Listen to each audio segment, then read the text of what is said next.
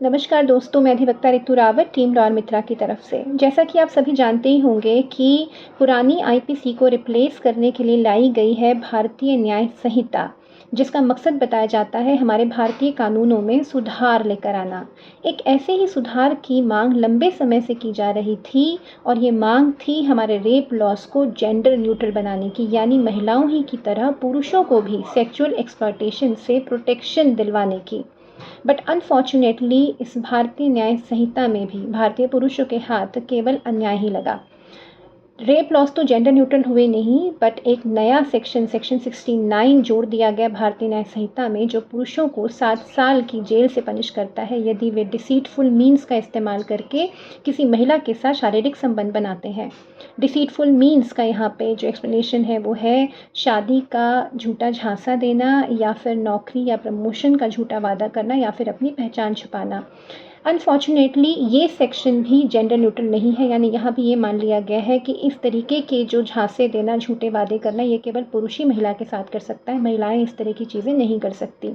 मैं आपको बता दूं कि इस तरीके के मामले जब कोर्ट्स के सामने आते थे, जहाँ पे कोई महिला ये कहती थी कि किसी पुरुष ने उसके साथ रेप किया है on pretext of false promise of marriage, तो कोर्ट एक ओपिनियन ये भी रखता था कि एक मैच्योर समझदार लड़की जो है वो अपना भला बुरा सोच सकती है और उसकी भी ज़िम्मेदारी है कि वो रिलेशनशिप में अपनी सीमाओं को तय करे।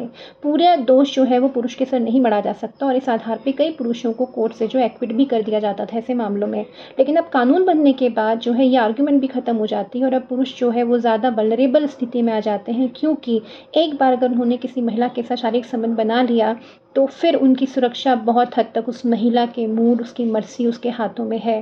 तो यानी अगर आपका ब्रेकअप अच्छे नोट्स पे नहीं हुआ है तो आपकी एक्स आपके साथ कानून के दायरे में रहते हुए भी बहुत कुछ कर सकती है, क्योंकि हम पहले से ही देखते आए हैं कि किस तरीके से महिला कानूनों का दुरुपयोग हमारे समाज में होता रहा है। With due respect to girls, अगर आपको लगता है कि ये बहुत बुरा हो रहा है तो इससे भी बुरा कुछ और भी हो रहा है, और वो ये है कि एक सेक्शन हुआ करता था आईपीसी का सेक्शन 377। ये होमोसेक्सुअलिटी को पनिश करता था, लेकिन 2018 में नवतेज सिंह जौहर नाम की जजमेंट पास होने के बाद इसे पार्टली रिपील कर दिया गया था। यानी होमोसेक्सुअलिटी जो कंसेंट के साथ थी दो एडल्ट के बीच में, उसको अपराध के दायरे से बाहर कर दिया गया था, और होमोसेक्सुअलिटी जो ज़बरदस्ती किसी के साथ में अगर आप अप्राकृतिक तरीके से शारीरिक संबंध बनाते थे, उसको अभी भी अपराध में ही रखा गया था। लेकिन नई संहिता में 377 को पूरी तरीके से रिपील कर दिया गया। अब इसका इम्प्लीकेशन समझिए।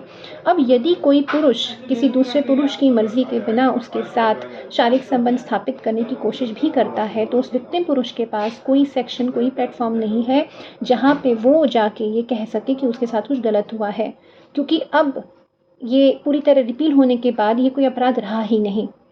तो यानी कि भारतीय कानूनों का इंटरप्रिटेशन ये है कि भारतीय पुरुष के साथ ना तो महिला और ना ही पुरुष रेप कर सकते हैं, यानी भारतीय पुरुष का सेक्सुअल एक्सप्लॉयटेशन तो संभव है ही नहीं। मुझे ऐसा लगता है इस संहिता में इस मामले में प्रावधानों को देखने के बाद कि शायद भारतीय पुरुष अंग्रेज़ों के ज़माने में उनकी इज्जत आबरू जो है वो ज़्यादा सुरक्षित थी, क्योंकि कम से कम मेन टू मेन रेप को तो एक्नॉलेज किया गया था और प्रोटेक्ट किया गया था। अब तो वो भी नहीं बच गया है। तो मैं कई बार सुनती हूँ देश खतरे में है, हिंदू खतरे में है, माइनॉरिटी खतरे में है। जी नहीं, भारतीय पुरुष है जो कुछ मामलों में बहुत खतरे में है।